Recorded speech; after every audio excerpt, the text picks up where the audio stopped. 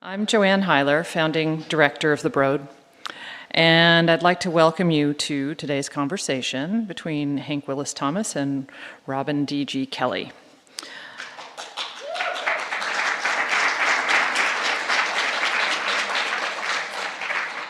The Broad would like to acknowledge and recognize the Gabrieleño and Tongva peoples who are traditional caretakers of the land where our museum sits.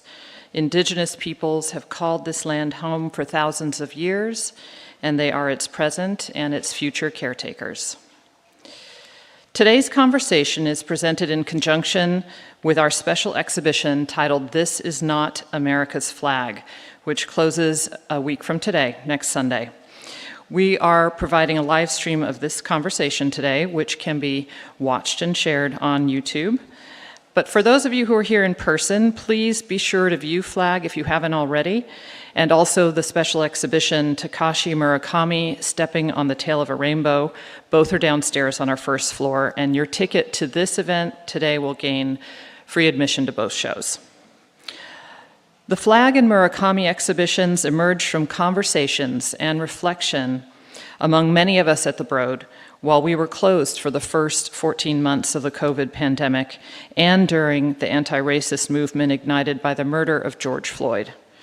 We wanted these two exhibitions to offer both honesty and hope, to demonstrate that artists can carve paths of greater awareness in the midst of challenge and adversity.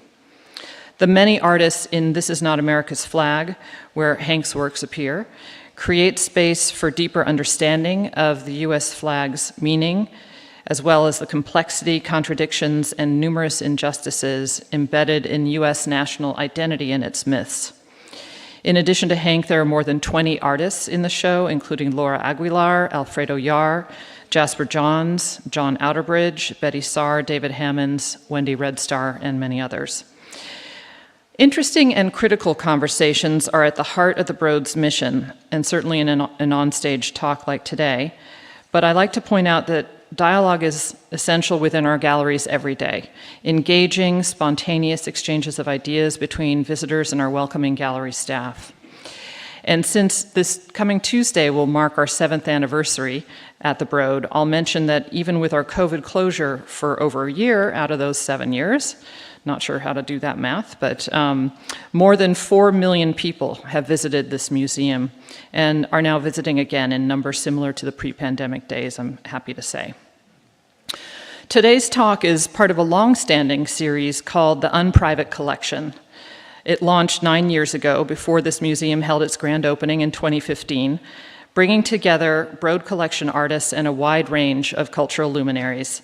These past talks are available on YouTube, as this one will be, where you can see conversations, just to name a few, such as Eric Fischel in conversation with actor, comedian, and art collector Steve Martin, artist Kara Walker with filmmaker Ava DuVernay, and most recently, the artist Takashi Murakami and metaverse pioneer Benoit Pagotto.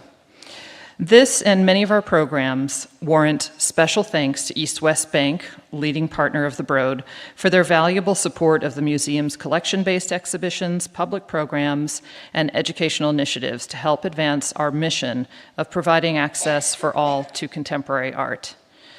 Now, just a bit about our speakers, but I have to say, as many of you know, a full and complete list of their accomplishments could easily fill the next hour, so these are snapshots. Artist and activist Hank Willis Thomas is having quite a moment. I'm proud to say, and happy for him, that he was just inducted into the American Academy of Arts and Sciences just last weekend, along with his mother, photographer Deborah Willis.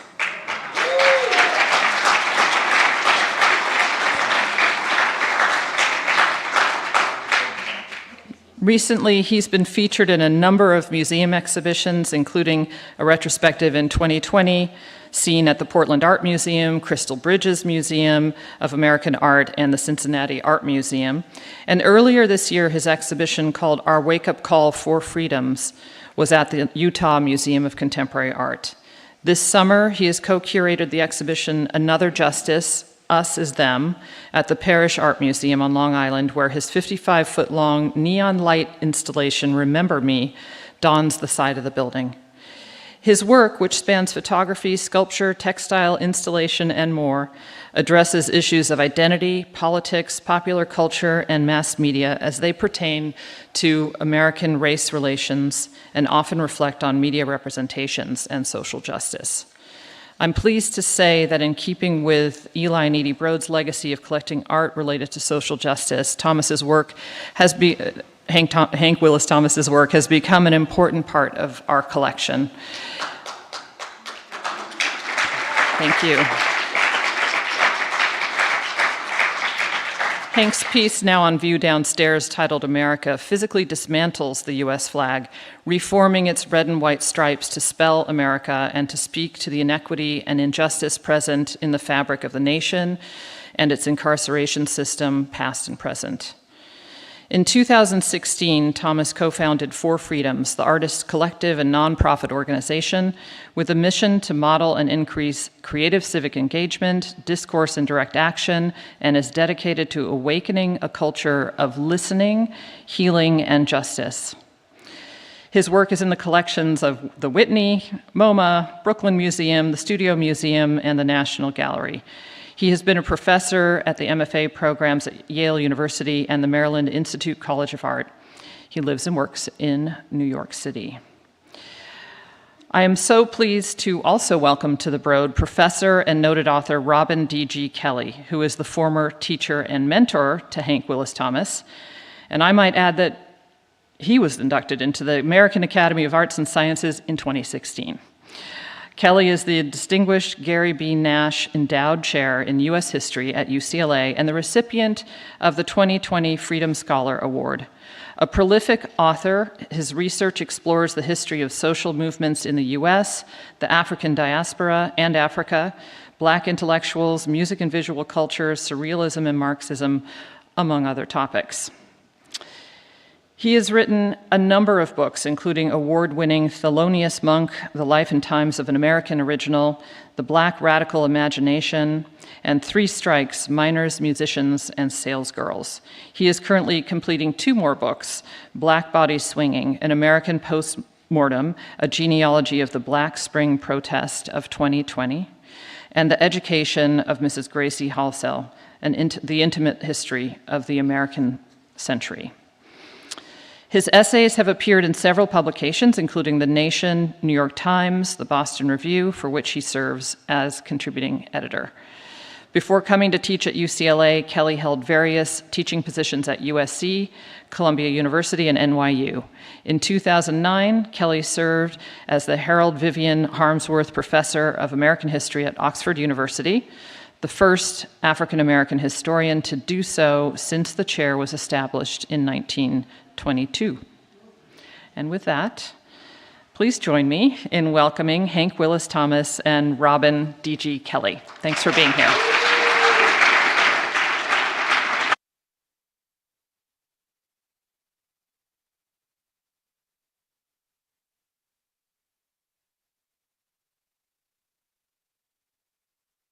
Okay, good afternoon. I just realized my bottle might mess up the aesthetics here.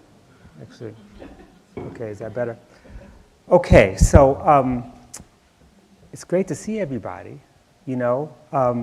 And let me just say that for those of you who were my former students in the audience, don't take offense when I say that, you know, Hank was one of my favorite students of all time. I mean, I've said it to many people, but this is really true, you know. But we're going to get to that. We'll get to that. So there's a lot of... Not one of your most on-time students. right. Yeah, I don't know who's there. So there's NYU days. We're going to come back to that. But actually, I decided to switch up a little bit because we just walked through the show.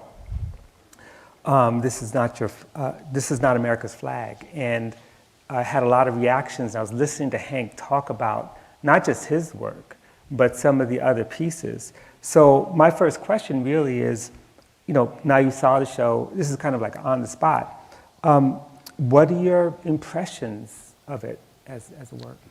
Well, I mean, this show is, I have a lot of, I'm coming into awareness of a lot of new ways of seeing the world. Mm-hmm. And it made me feel that I was not alone. The work that we see when we enter the gallery by Alfredo Yar was one of the most revelational works for me as an artist, and it definitely has been an inspiration since I saw it, and is a major part of Four Freedoms, one of the collaborative collectives that I am part of. And this idea that when we say America, as in make America great again, we're not even talking about the overwhelming majority of the population of the truly just one continent that's America. We're actually talking about a country within North America, and how that erasure really reinforces the United States of America hegemony and violence on others. And that kind of rocked my world. And that's the digital piece that links North and South, the continents, and kind of flips it and turns it. And Alfredo was one of the first artists who, first in Chile, but also in the United States, who really used billboards as a part of his medium to kind of do things in ad space that aren't normally done. Third row. Yeah, there's plenty of spaces. So this is actually great because, we think about flags. Flags are art, and flags are art. They're supposed to be art. They're symbols of the state. Oftentimes, they are counter symbols of the state. Flags often are the things you go to war with, and they're the things you wave for peace at the same time. And I was thinking a lot about, and I'm just going to lay out some impressions here, and I would love to hear your reaction. We'll talk about your work. What it means for David Hammons, for example, to turn the U.S. flag red, black, and green when many of us, and your mother included, grew up with the red, black, and green flag. Like it was our flag as black people. It was the Garveyite flag. I can't help but think about the performative work that flags, the U.S. flags have sort of done in terms of the very famous Pulitzer Prize-winning picture by Stanley Forman. It's called The Swirling of Old Glory, which, for a lot of black people is not swirling at all. It's just like, this is America. That is the image of a racist protester trying to impale the black lawyer Ted Landsman with the flag, using the flagpole. I think about the way that the flag was turned upside down both in Cincinnati in 2001 and Ferguson in 2014 as a symbol of what's wrong with America. And then also I was thinking about Sonia Clark. Do you know Sonia Clark's work? She did this incredible installation called Monumental Cloth, and the flag we should know. And what she did was she said, what if the Confederate surrender flag, which was the white flag, was instead of the Confederate battle flag? Like, what if that represented the Confederacy? And in it, she reminds us that the Confederate surrender flag was a dish rag. In other words, the tools of enslaved women was the flag that was used to surrender. And so imagine if that, instead of the Confederate flag that we're trying to pull down everywhere, were the flag. So all this brings me to your two amazing pieces, and I'd love for you to talk about them. One, if you haven't already seen the show, 15,580 from 2017, where you have 15,580 stars on this flag. That represents the number of people killed by gun violence. And then, of course, the other one is America, the new one that I guess the Broad purchased last year, I think, which is this, I call it a maze, but for me, maybe I'm wrong, but I see a maze with the word America spelled in red. Can you talk about both those pieces, but also for you, what is the flag? Why the flag as a medium for expression? Well, I guess since we're bringing it back, I want to bring it back to 1997 when I was in your class, which was at 11:55 but very hard for me to get to for some reason. That was an early class for me in college. And I remember, so I grew up at the Schomburg Center for Research in Black Culture, as you know. And my mom, Deborah Willis, is a photographer, but also an art historian and photographic historian. And I grew up in an Afrocentric environment that was not always explicitly labeled that. Right. So I just thought it was just normal. Right. That, you know, there were black academics and stories about African American, Afro-Caribbean, and African history and culture and visual culture were just like everywhere. And I, in some ways, had to unlearn that as I went to school.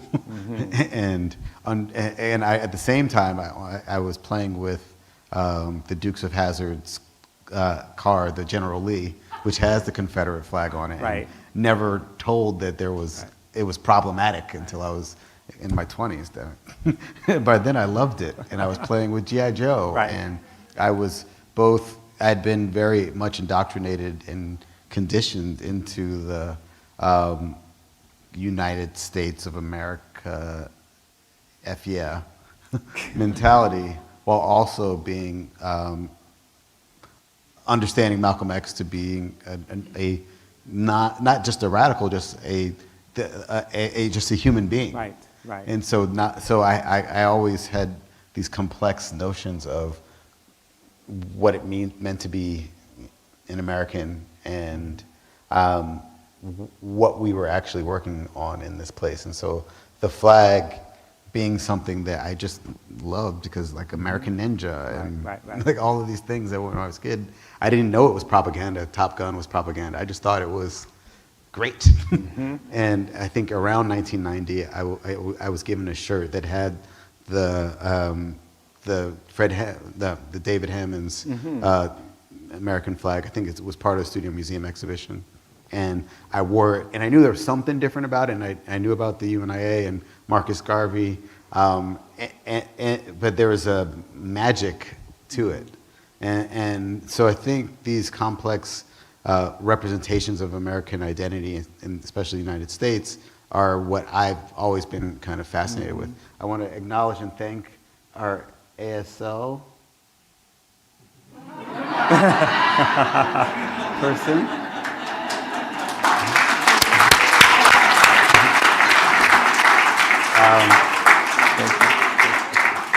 We're currently still very much in the practice of welcoming more people into our society. There are people who've always been there that we have not made welcome, and it's part of my awareness is that I don't speak American Sign Language, which means that there is a population of Americans that I'm very much connected to that I don't get to engage with.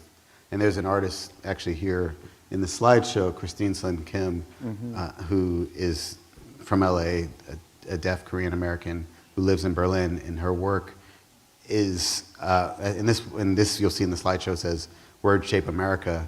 And yeah, she's all friendly reminded me of how far I must continue to go to get to where I want to go. And that's what I think citizenship and partnership and community is about. Right, exactly.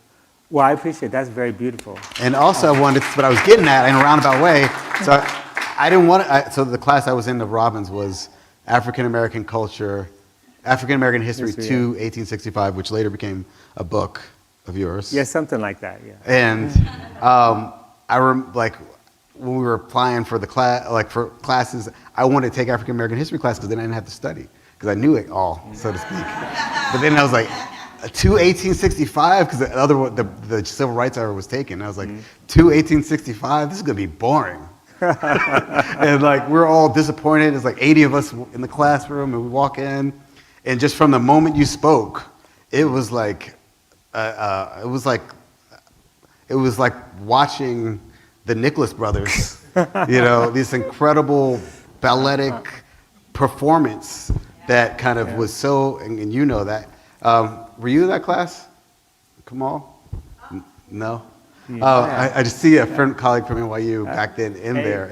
And what I've seen ever since then is so many people who have witnessed you in your zone of genius, and which is so much embedded with love that I just have to say, and it's funny that Love Overrules is showing at this moment, because that is a lesson you teach in the work that you do, and I'm so grateful to be sharing this air with you, which is something that I wasn't quite sure I'd be able to do.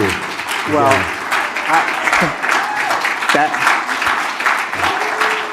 okay. So yes, I'm blushing. So thank you. And I'm embarrassed and all that stuff. But let's go to that moment, because one of the things that I remember that class very well, and I actually remember one of the final questions for the final project or paper rather was, why are there no love songs in terms of what we think of the slave repertoire of slave songs? Where are the love songs? And it's funny because that was sort of a trick question, but not a trick question. But I remember you being in class, showing up, which I can't say for everybody, and being really engaging. And it wasn't until the last day of class that you revealed who your mother was. Yeah.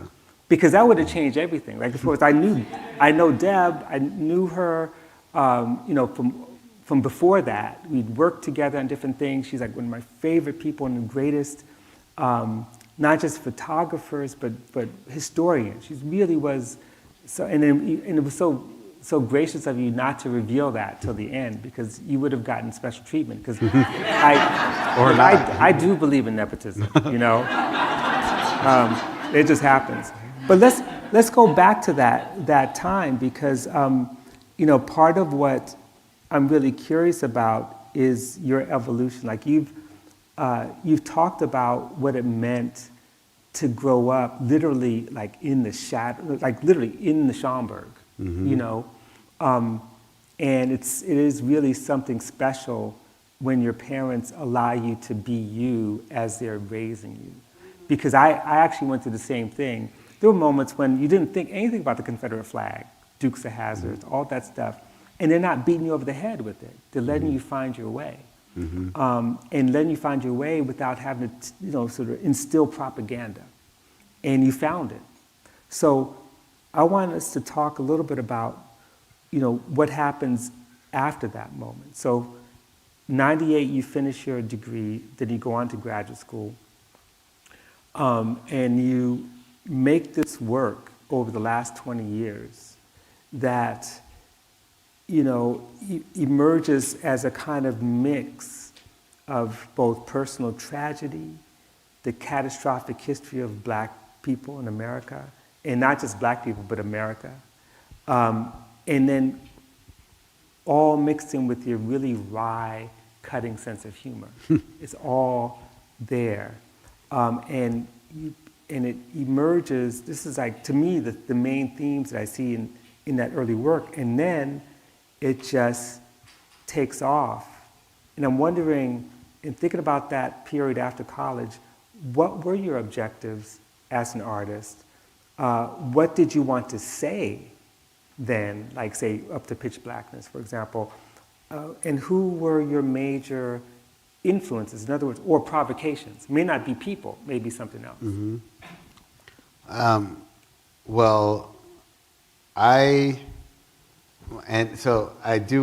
It's important for me in this moment. I know the people online cannot see, but I would like to acknowledge and ask my family that's here to stand up and raise your hands, and you know who you are, Anna and others.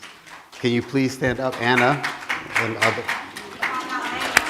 Claudia, Sophia, Albert, Kamal. I can't see people back here, but I can say that I was raised by a village, and I remember when I graduated college, Claudine Brown, who was an incredible educator and giver, lover of human beings, I was at her house and I was telling her I didn't know what I wanted to do. When I graduated college, I didn't know if I didn't want to get a job and be stuck in it, that I wasn't, that I didn't want.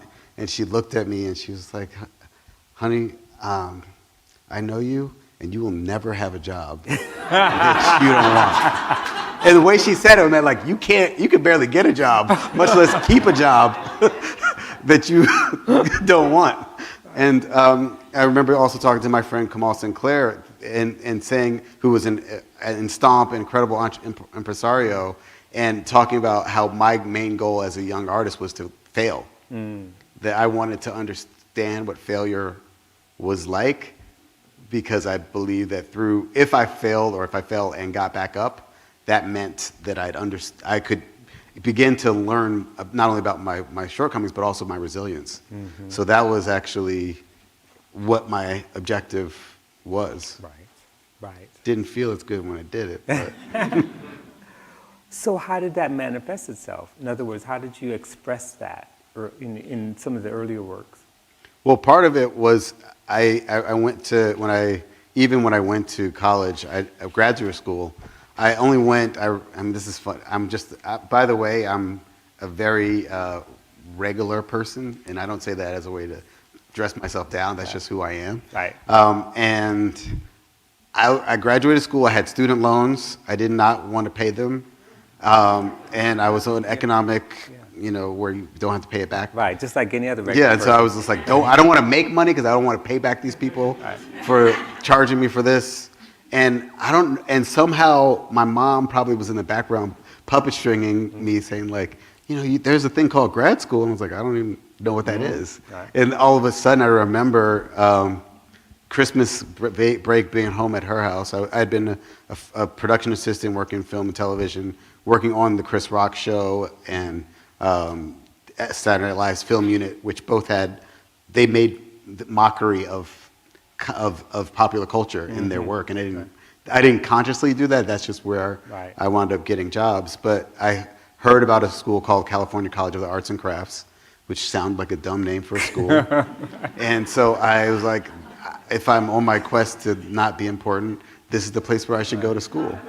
And that was probably the best decision I could have ever made, because these professors, Larry Sultan and Jim Goldberg and Chris Johnson, who I met there, among others, Lydia Matthews, who just embraced me, because I applied to graduate school, and the week I applied to grad school, my cousin, Sunga Willis, was murdered, shot and killed in Philadelphia. We were roommates. He was down in Philadelphia visiting my grandmother, who only recently passed away, and Claudia was there when I found out. My life, my whole life goal was to be his background dancer, because he was another one of those people who was really great at everything. And I showed up in Oakland, California. One of the first people I met, not through you, was your sister. Yeah, independently. My sister which meant I knew I was in the right place. I didn't even know you had family there. And then your mother. And I was coveted, really very much coveted by people who barely knew me. And that love that I was given really buffeted me, because they saw something in me that I hadn't yet even shown was possible. And so I don't know if I'm off somewhere, but literally that's where and then around that same time, 3 weeks after my cousin's murder, I found a recording of him kind of messing around on a microphone with his friend. And one of the last things he recorded himself saying was, "Love overrules." And I couldn't tell if he was saying love should be overrules or that love overrules. And that kind of was, I guess, a parting gift to me, a message in a bottle, because it came after he was gone. That really has been my kind of guiding light. But you turn that tragedy into great work of art. I mean, I think about, it's in the catalog, Pitch Blackness, but the way that you created that animated stop action piece about the death of your cousin, and the way that so many of those other photographs, captured, and what you brought there was, okay, you take this tragedy and you turned it into mourning and grief, but love. And then, and correct me if I'm wrong, but I feel like there's a connection between you wrestling with that, wrestling with the larger catastrophe of slavery, and then we get to Question Bridge, where you're talking about what black men are dealing with, and how do you create a space for conversation, for dialogue. I mean, not a lot of artists are producing work that are meant to connect people together and not make a lot of money from that. I mean, this is about creating a certain kind of social space, a cultural space, a healing space, and you did that as well. So can you talk about that? Is there a sort of relationship between these? It's all there. It's just funny because I can't see everybody, but faces pop out. And two people who were there when I found out my cousin died are in the room today, 22 years ago. That's not like a coincidence, right?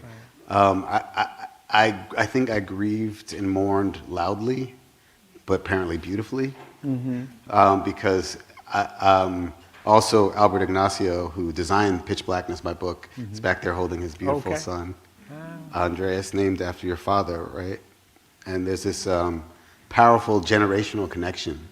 And I say that because he was a young graphic designer, and this piece, Priceless, it's not in the slideshow, which was a piece that was about my cousin's death and the marketing of his death. The fact that we had to, my family, who couldn't afford to, had to prove that they loved him more by going into debt for the $5,000 casket instead of the $2,000 casket, but maybe not enough because of the $7,000 casket. And everything I've done ever since then has been a collaboration. And so Kamal Sinclair and her brother Rob, but Kamal are here, and Kamal was one of my collaborators on Question Bridge Black Males, which was a video media megalogue between African American men.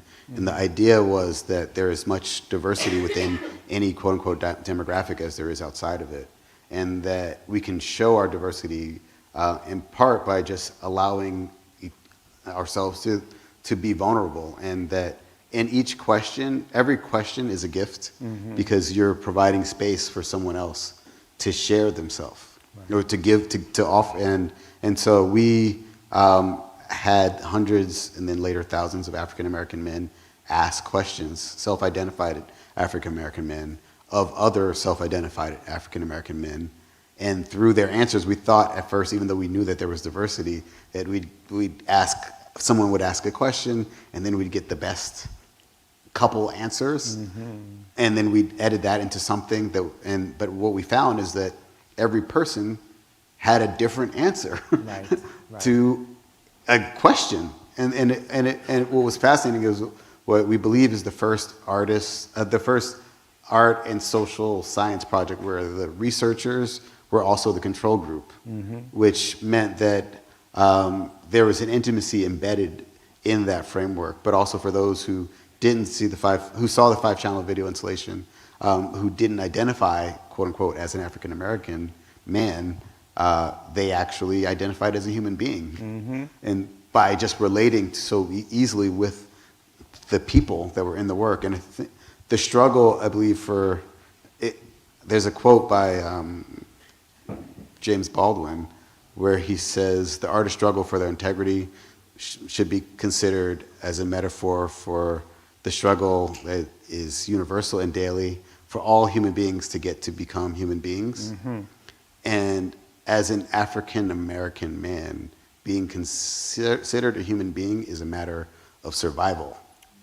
Like just one day, someone for a split second remembering that I'm a human being, and it's unfortunately, even African American men needing to remember that I'm a human being may save my life.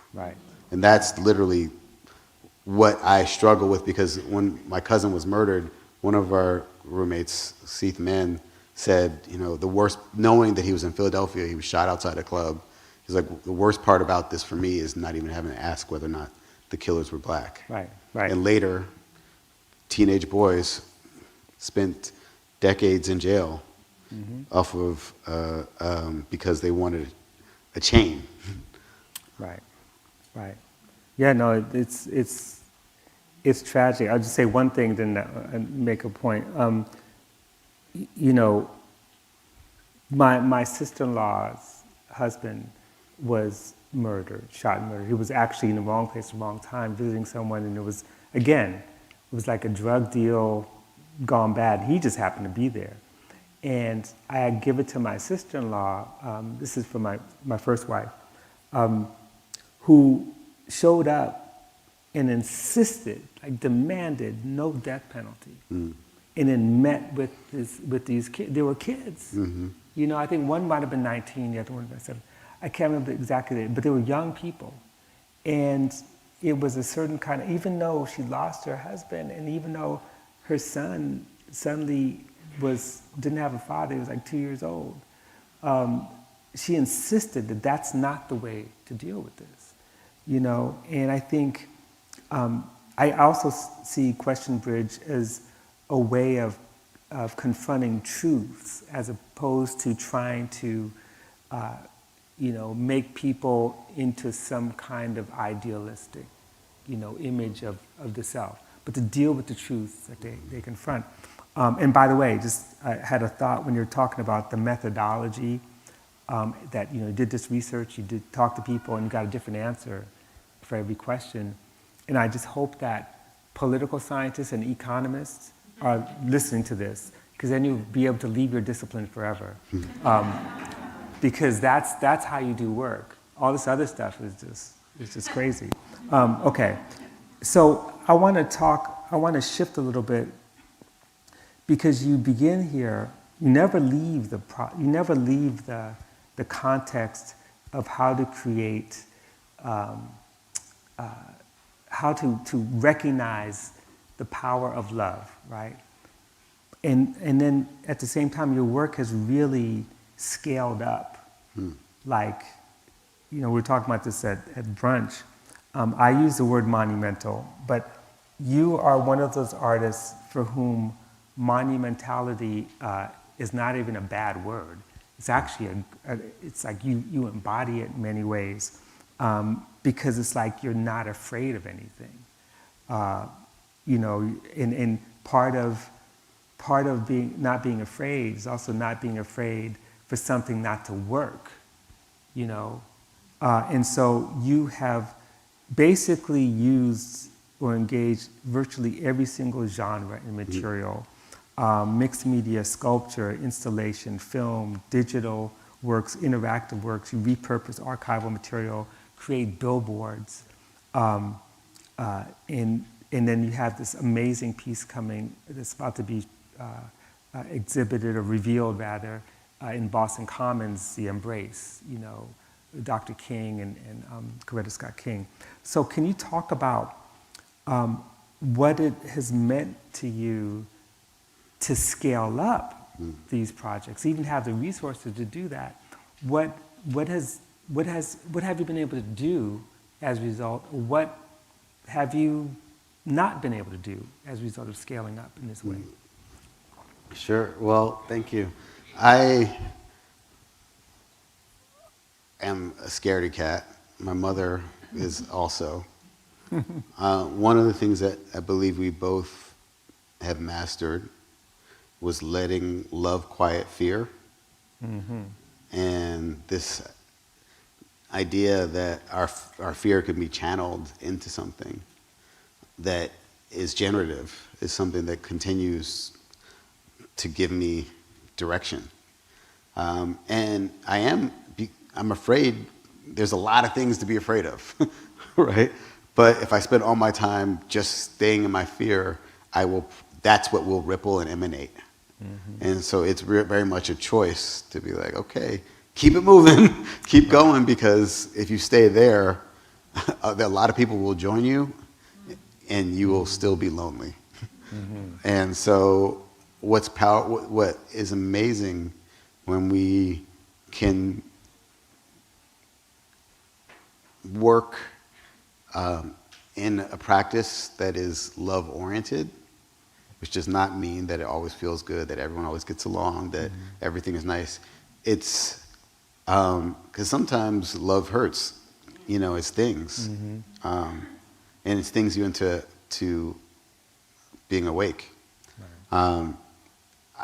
But when we work that way, that's why I'm so happy to see some of people here who have literally breathed, COVID has given me new perspective, breathed life into me by looking into my face and telling me about myself. That is part of what I try to do with my work and this work that's right in front of us. Right. The revolution being televised on January 6th, 2021. Wow.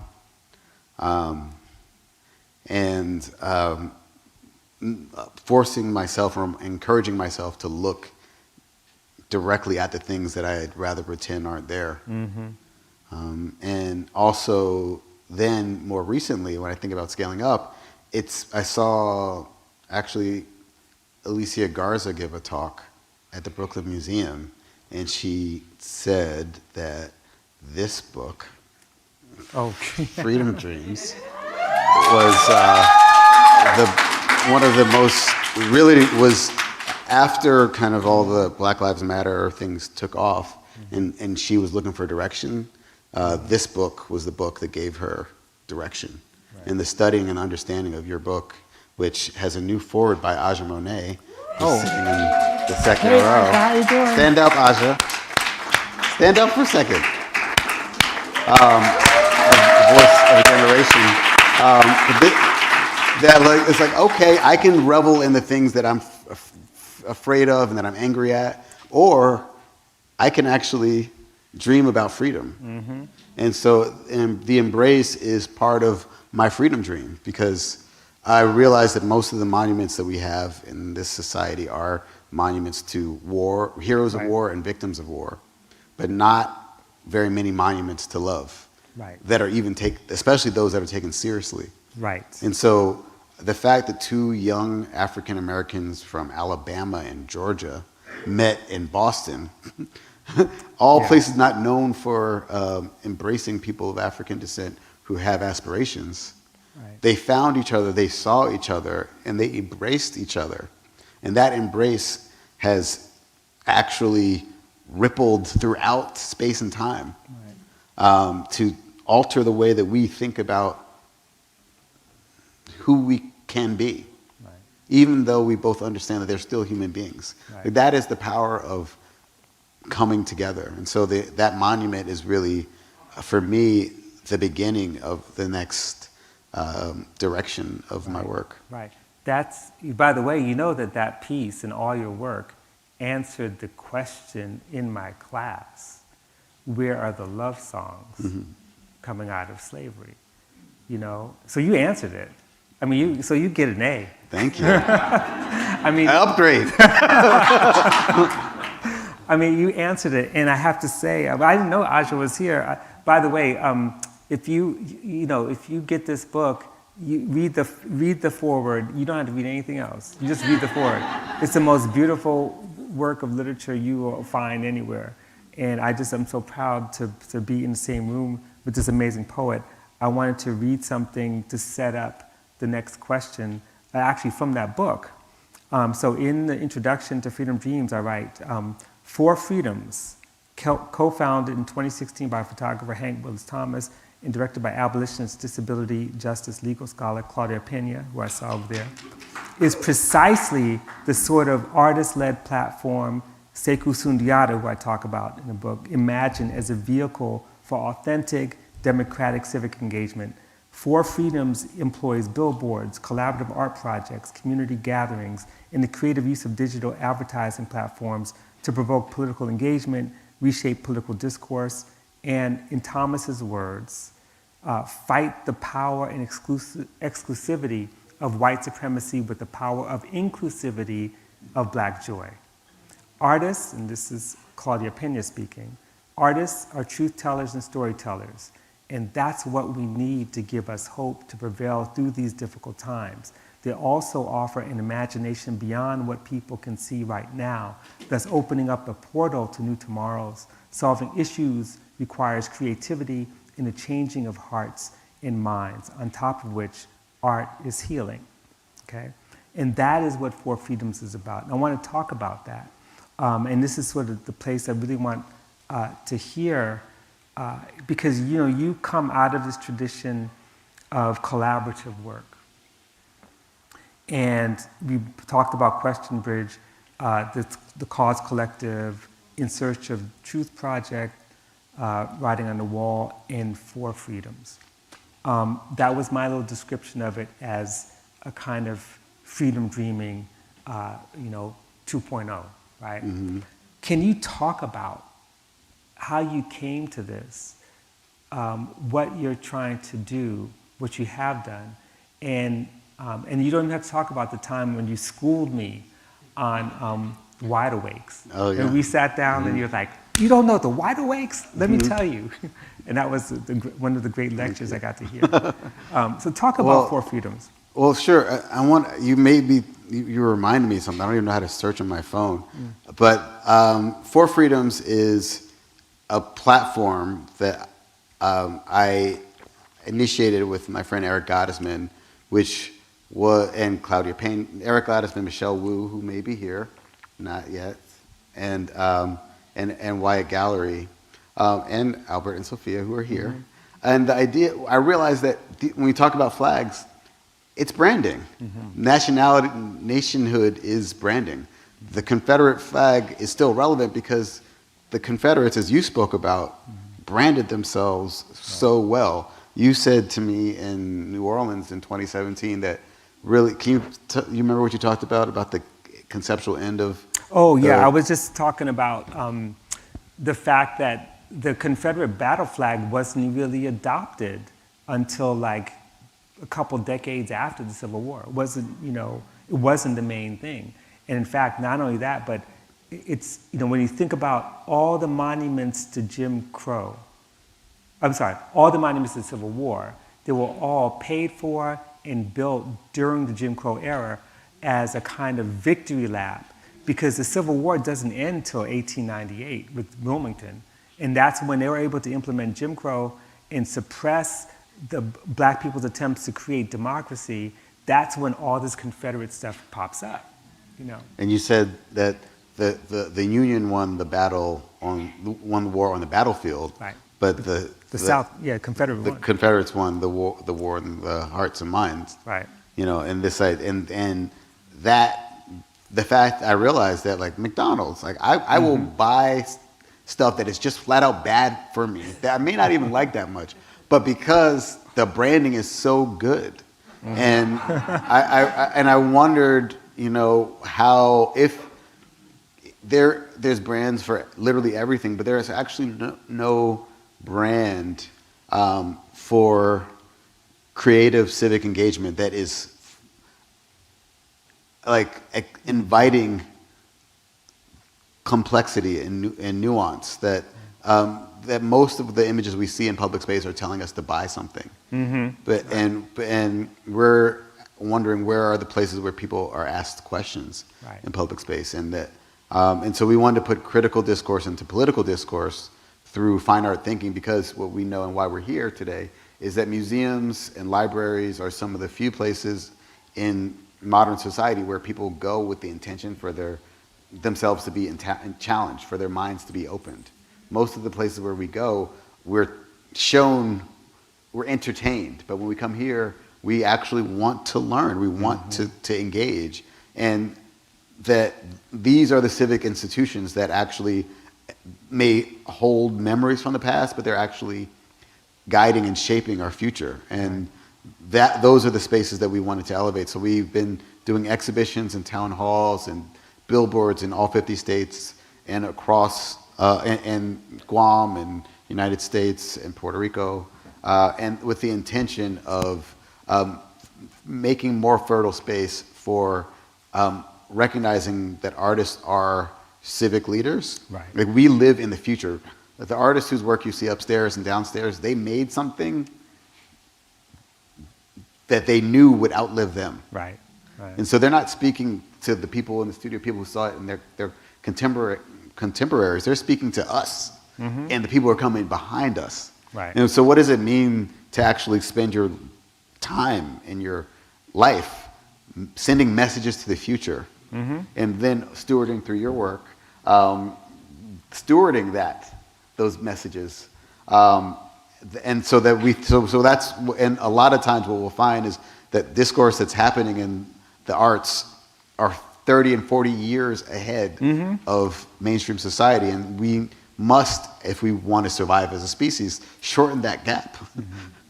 Right. But I was on election day 2016, the day after, I found myself on a boat in the Caribbean Sea at Summit, which is Summit LA, is a conference that happens here, but we were in sea, and I was in a room with LeVar Burton, reading Rainbow Data, who I personally hadn't taken that seriously till I actually saw him speak.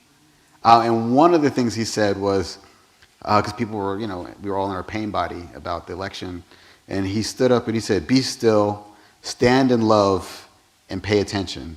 If we're not paying attention, shit that we don't like is going to come up behind us and bite us in the ass." And it's something about that, be still and stand in love and pay attention, like that like, right. Don't put your dukes up, don't get ready to fight, but actually just be aware, be wide awake. These are the eyes of Eric Garner, whose words, "I can't breathe," would be almost the theme of 2020. This work by JR, incredible artist. But within our work, in our broadening collective, which I hope you all see yourself as. Hey, Cheryl.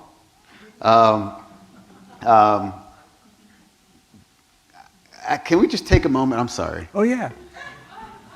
There's a lot of people here that should look another person in the eye and acknowledge that we survived or are surviving a pandemic. Right. So if we can take a moment and look another human being in the eye and acknowledge how awesome it is that we get to have moments like this. That's right. I don't know. I mean, that's all. I don't know. That is true. And the strangers. So thank you all.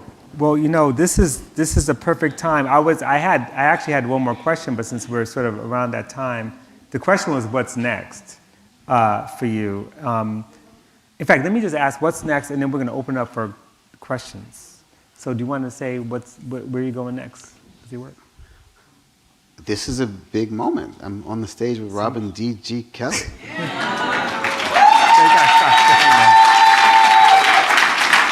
I'm on the stage with Hank Willis Thomas. Well, I'll take that. Thank you. I'm also, part of it is accepting that I am awesome. You are awesome. And my awesomeness takes nothing away from the awesomeness of you there, and you there, and you there, and you there. And when we acknowledge that we can all be awesome, life can be awesome. Right. Right? And so recognizing that the words that follow "I am" are so important because they literally do dictate your reality. That's right. So I'm not feeling good. I'm bad. I'm mad. I'm okay. And I am somebody. Yeah. And I am amen, which are the words that I get from my grandmother. Right. The recognizing that just by saying I am acknowledging that I am blessed. Right. And that being aware of in that present moment that I'm blessed should be all that I ever need. Right. So what's next is continuing to appreciate the now in moments like this, and reminding others in annoying and awkward ways that they are beautiful and they are loved and that they are here because they made choices, infinite choices, that are giving others opportunity to live a better life. Right. Well, that's all. That's enough said. That was really beautiful.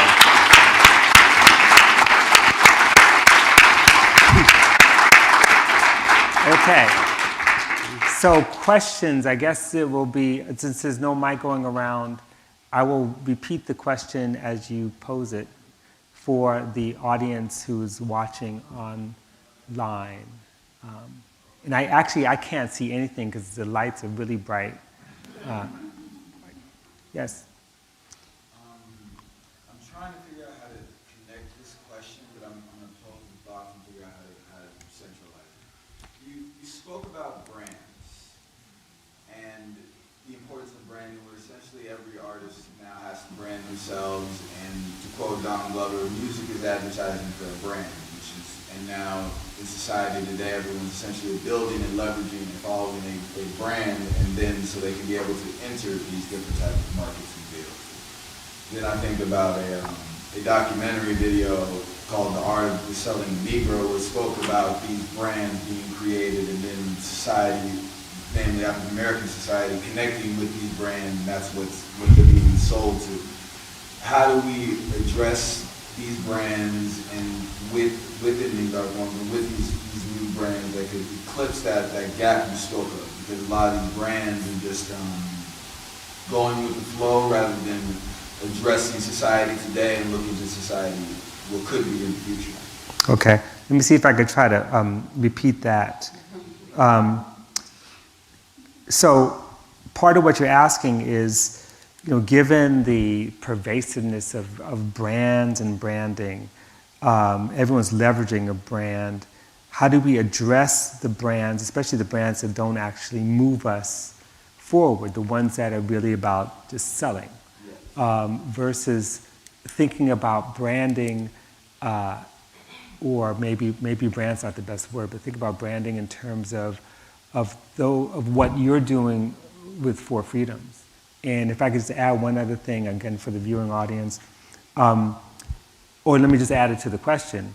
You spent a lot of time, here we go, that's what I was waiting for, the Nike, talking about brands and understanding the multiple meaning of brands in terms of the mark of ownership coming out of slavery. And so what are your thoughts about how do we leverage brands by recognizing, acknowledging the damage branding can do? Well, yeah, I thought a lot about how brands, slaves like cows today were branded as a sign of ownership.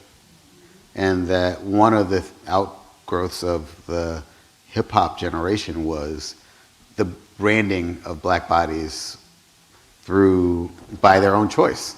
So, a generation of poor people made the $20 billion company called Nike what it is, that made the multi-billion-dollar transglobal corporation called the NBA.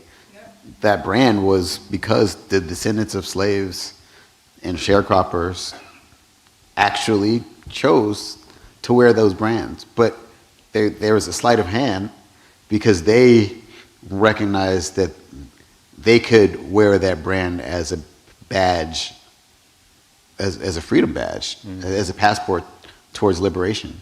And what happened with probably the fifth generation of athletes that we're seeing now is they recognize their power.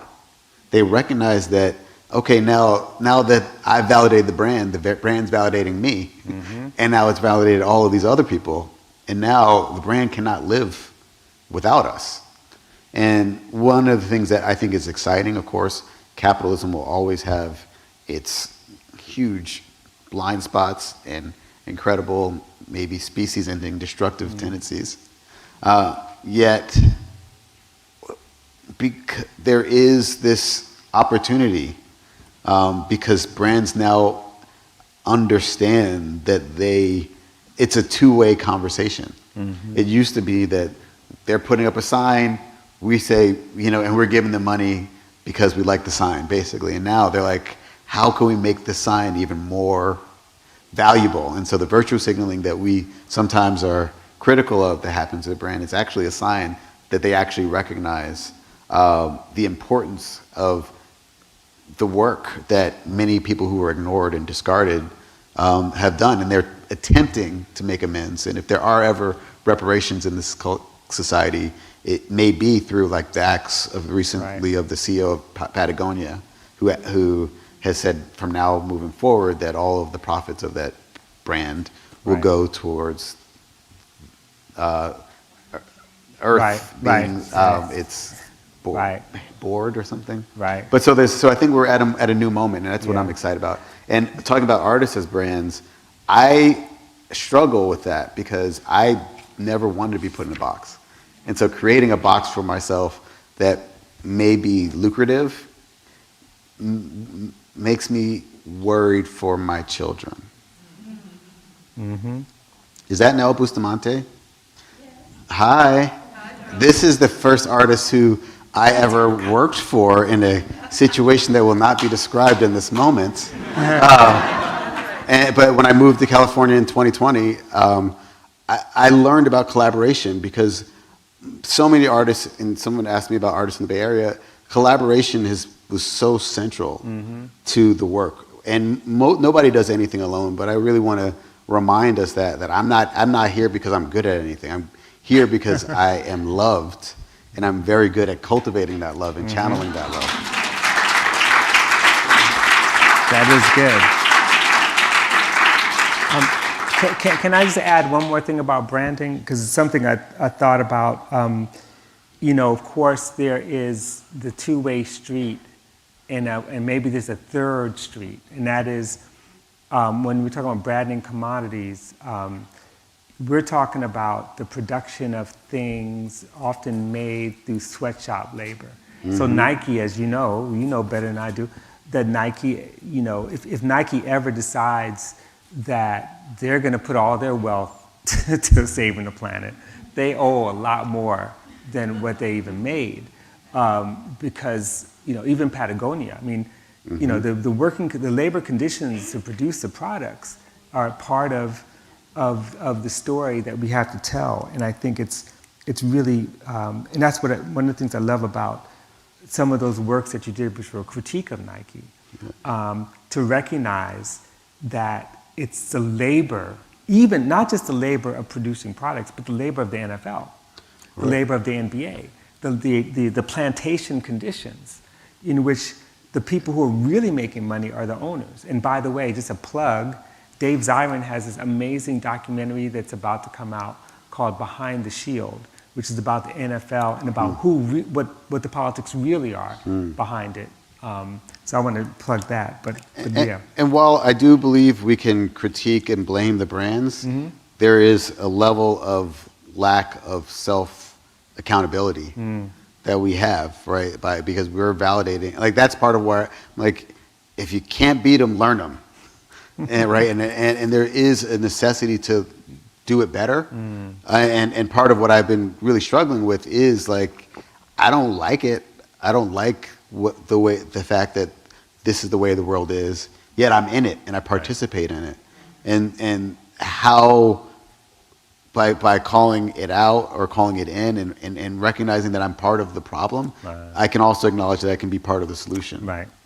No, definitely. And that goes, there's a quote that you have that I'm looking for. Me. But it is about it's about radical imagination, not just, but where is it?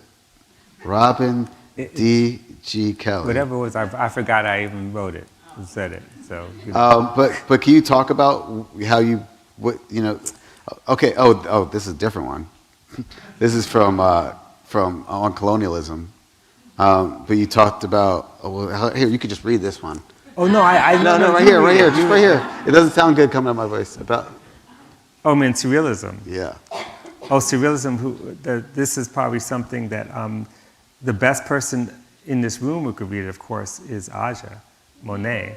But it says, surrealism recognizes that any revolution must begin with thought, and with how we imagine a new world, with how we reconstruct our social and individual relationships, with unleashing our desire and building a new future on the basis of love and creativity rather than rationality, which is like rationalization, the same word they use for improving capitalist production and limiting people's needs.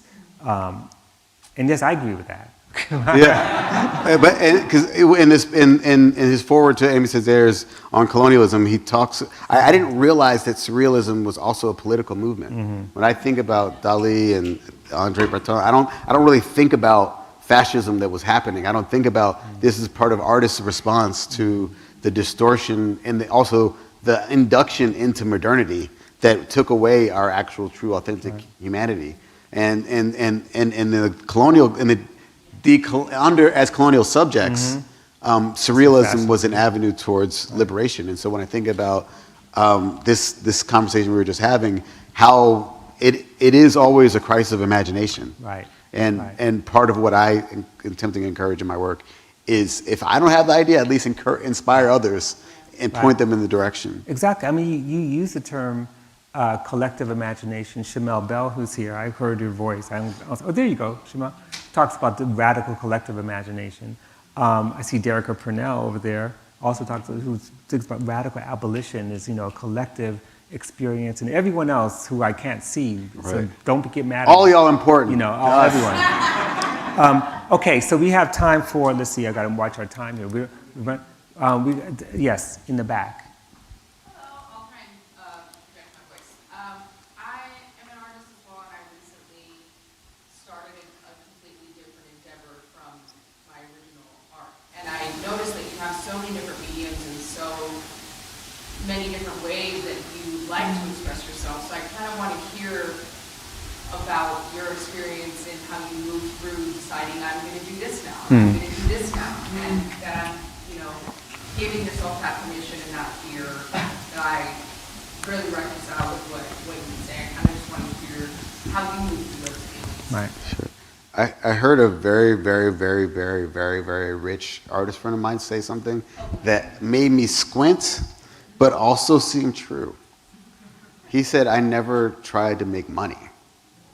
And I was like, "You never tried to make money?"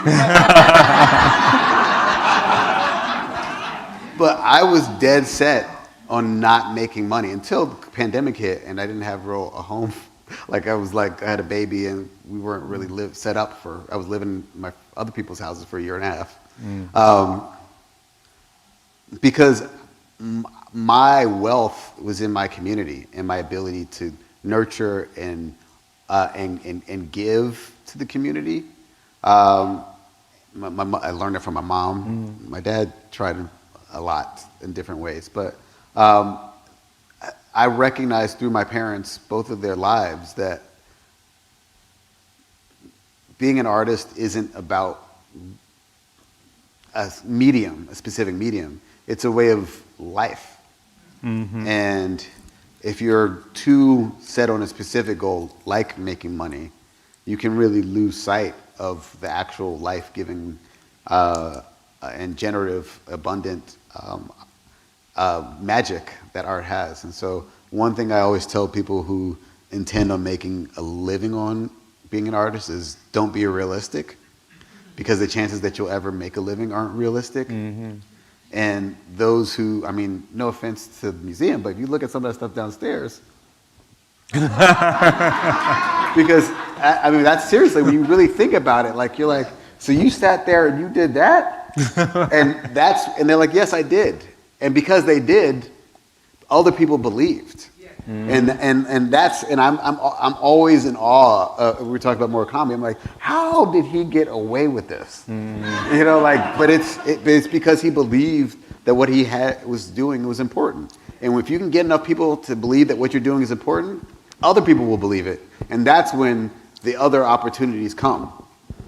So I'm always grateful to see artists we're literally magicians, we're alchemists, shamans who are just channeling energy and making things that are otherwise not valuable, priceless. Right. Marketing helps, though. I call that belief. Touche. Okay, I think we have time for one more question. Yes.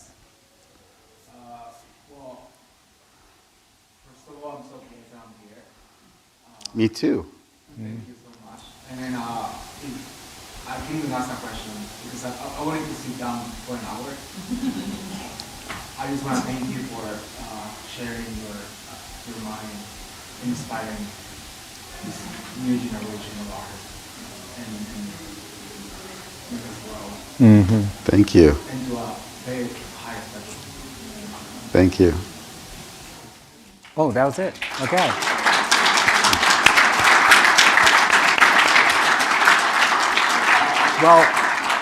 Well, then if this is just a comment, so I'll just take one last question just to have it. I know, in the back, right there. No.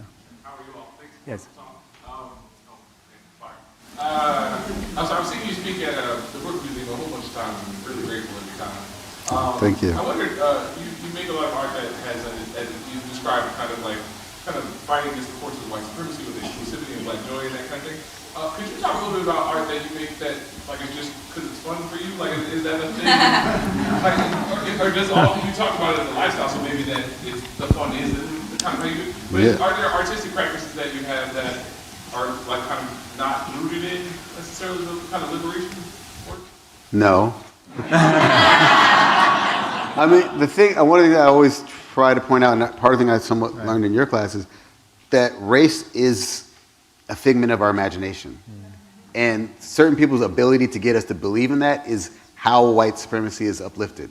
As long as I believe in race, I believe that I'm less than, right? And so I am constantly in the process of dismantling the concept of race so that I can get free. And this is George Washington, and our work behind him and the site of the original United States Capitol.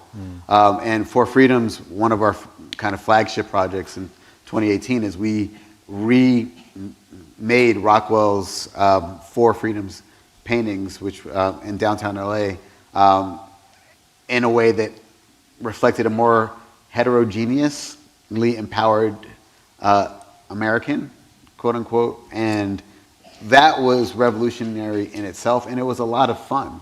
And what I learned was that, and I'm digressing a little bit, but it was just, that is my want. But this shoot that happened, I can't see anybody who was there, or Claudia was there, but we had this shoot, we wanted to remake Rockwell's For Freedoms. Can you go back a few slides to that? We showed up at an event, and the fire marshal said that we didn't have a space, it was going to be shut down, that we couldn't make it, and there was nobody to really be in the pictures.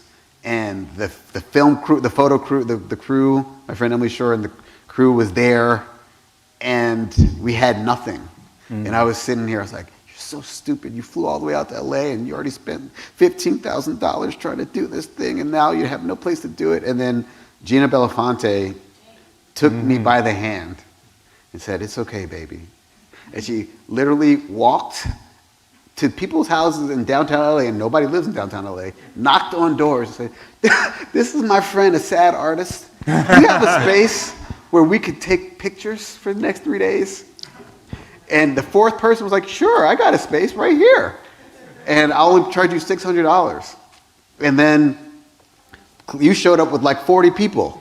And all of a sudden, like people from, Chuck D was there. Right. And I'm like, how, just a few hours ago, I was like kicking myself, and somebody else saw me and my loud pitifulness and believed.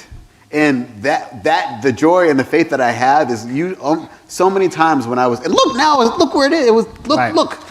We were on the cover of the New York Times art section. We covered Time magazine, and there was a moment in that where I was just feeling bad for myself.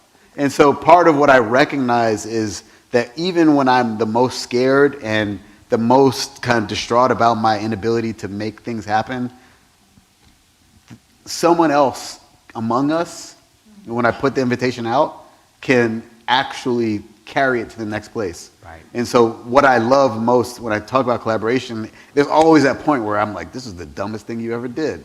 And it gets bigger and bigger. Right. But then there's always the other point where someone else is like, I've been watching you, and I can take it to the next place. And so I just hope that everyone in their scary moments, when they're trying to do something that they don't know is possible, that they recognize that every artwork is an invitation for others to become a part of it. Right, right. Let me add to that.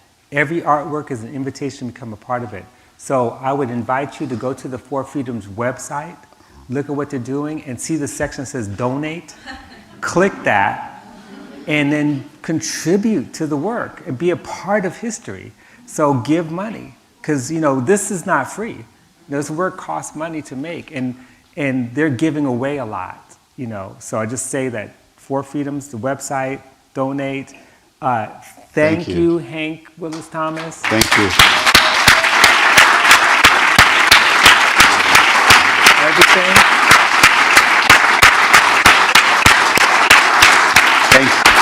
Thank you, Robert D. Kelley. Yeah. And thank you, Joanne, for having us. Thank you. Stand up. Yeah. This is the person who made this space possible. Thank you so much. Okay. Go check out the rest of the work. Okay.